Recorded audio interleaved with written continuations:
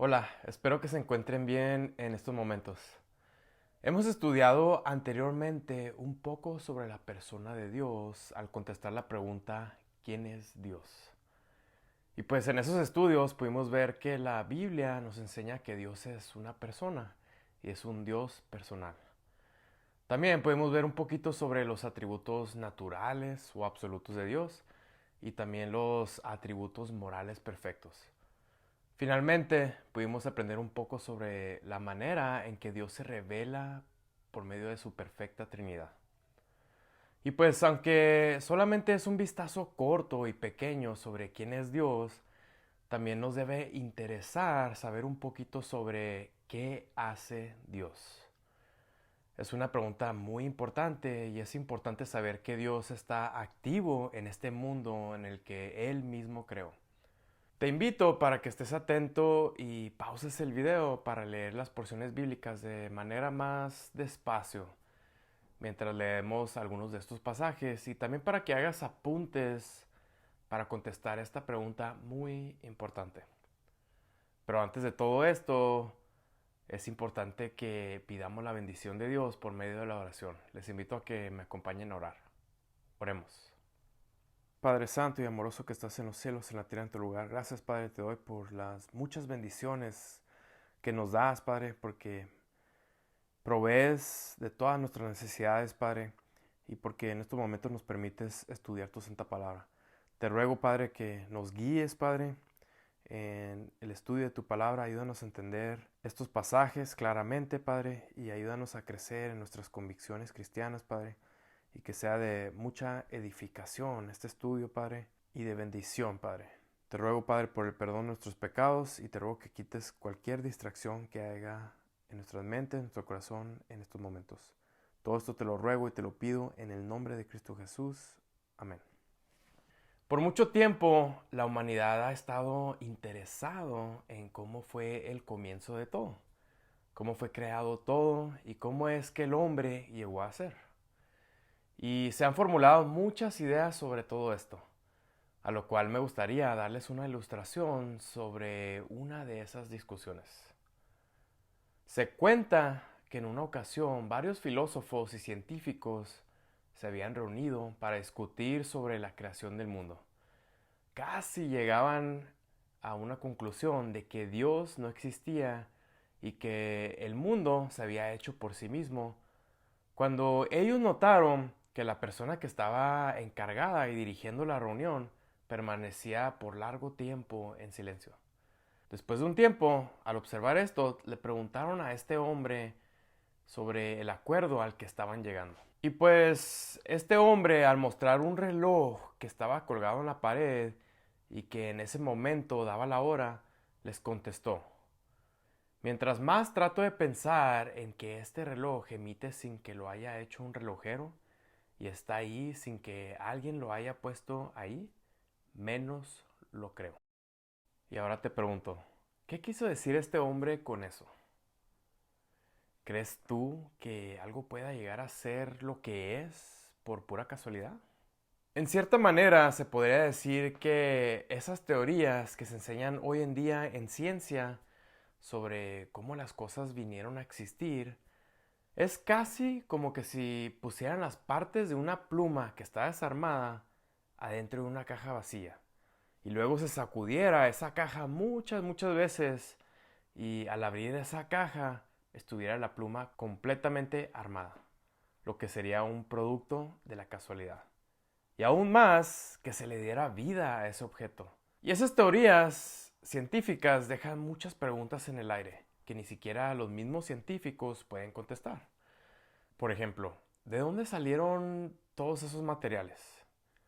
Y otras cosas que en realidad violan las mismas leyes obvias de termodinámica y de la conservación de la masa, que dicen que ni la energía ni la masa pueden ser creadas ni destruidas. Pero el énfasis de este estudio de la palabra de Dios sí nos deja muy claro cómo llegaron a existir todas las cosas. Y la respuesta está en Dios. ¿Qué hace Dios? Él es el creador de todo cuanto existe y también sustenta todo lo que existe. Vamos a leer lo que dice allá en Génesis, en su capítulo 2, de los versículos del 4 al 9, para ver esto. ¿Qué dice? Estos son los orígenes de los cielos y de la tierra cuando fueron creados, el día que Jehová Dios hizo la tierra y los cielos, y toda planta del campo antes que fuese en la tierra, y toda hierba del campo antes que naciese, porque Jehová Dios aún no había hecho llover sobre la tierra, ni había hombre para que labrase la tierra, sino que subía de la tierra un vapor, el cual regaba toda la faz de la tierra. Entonces Jehová Dios formó al hombre del polvo de la tierra, y sopló en su nariz aliento de vida, y fue el hombre un ser viviente. Y Jehová Dios plantó un huerto en Edén, al oriente, y puso allí al hombre que había formado. Y Jehová Dios hizo nacer de la tierra todo árbol delicioso a la vista y bueno para comer. También el árbol de vida en medio del huerto, y el árbol de la ciencia del bien y del mal. En este relato bíblico podemos ver claramente quién es la fuente de la creación. Esa fuente es Dios mismo.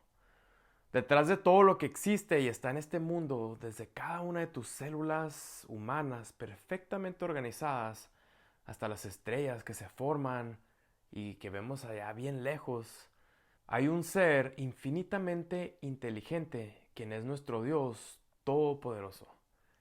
Dice aquí en este pasaje que los orígenes de los cielos y de la tierra, lo cual nos enseña estas palabras que las estrellas en el espacio y los planetas y todo cuanto existe en este universo tuvo un momento en el cual fue creado. Todo esto apareció en un determinado momento. Y vemos la frase cuando fueron creados, lo cual nos determina la materialización y lo finito de todo lo que existe. Un doctor y científico famoso, Dr. Kent Hovind, que debatía contra varios evolucionistas al defender la existencia de Dios, explicó que Dios no puede ser definido por el espacio, el tiempo o la materia, como los hombres que quieren definirlo así. Y si Dios fuera definido de esa manera, no podría ser Dios.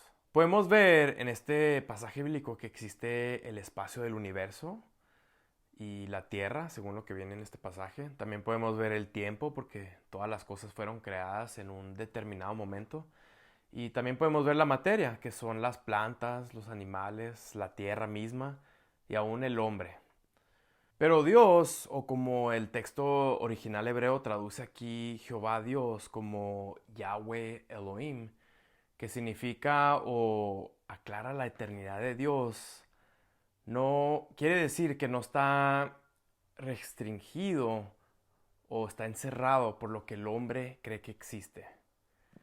Dios vive fuera de todo eso y está en todo, como lo hemos visto en sus atributos absolutos y morales.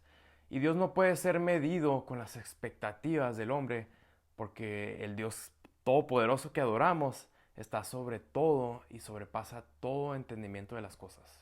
Aún más, este pasaje nos muestra cómo Dios mantiene el orden de la creación.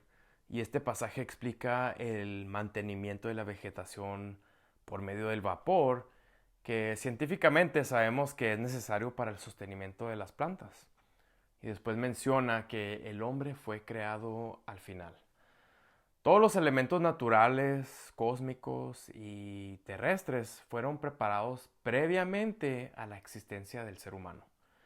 Y la materia del hombre fue formada, como dice aquí, del polvo de la tierra. Pero el espíritu vino directamente de su creador, pues dice aquí el texto, sopló en su nariz aliento de vida. Si Dios no hubiera hecho esto, el ser humano hubiera sido una colección de materia y una simple creación sin vida alguna. Y también podemos ver que Dios, según este pasaje, preparó el huerto con las condiciones apropiadas para que el ser humano pudiera vivir allí. Y es esto justamente lo que nos lleva a pensar y a dar otra respuesta a la pregunta de ¿qué hace Dios? Y esto es que Dios sostiene o da sostenimiento a su creación. Ahora vamos a leer lo que dice el discurso del apóstol Pablo a los filósofos de Atenas, allá en Grecia, según el relato bíblico en Hechos capítulo 17, los versículos del 24 al 28. Los habitantes de Atenas, en Grecia, habían elevado un altar que tenía por título al Dios no conocido.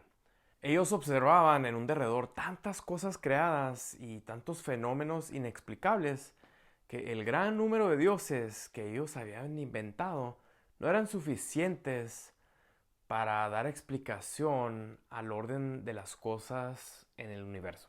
Y es ese ambiente en el que el apóstol Pablo les enseñaba las características del Dios verdadero. Al leer estos versículos me gustaría que trates de notar cuáles son las características del Dios verdadero. Y trates de anotar por lo menos 5 características que se encuentran según estos versículos. ¿Dice estos versículos?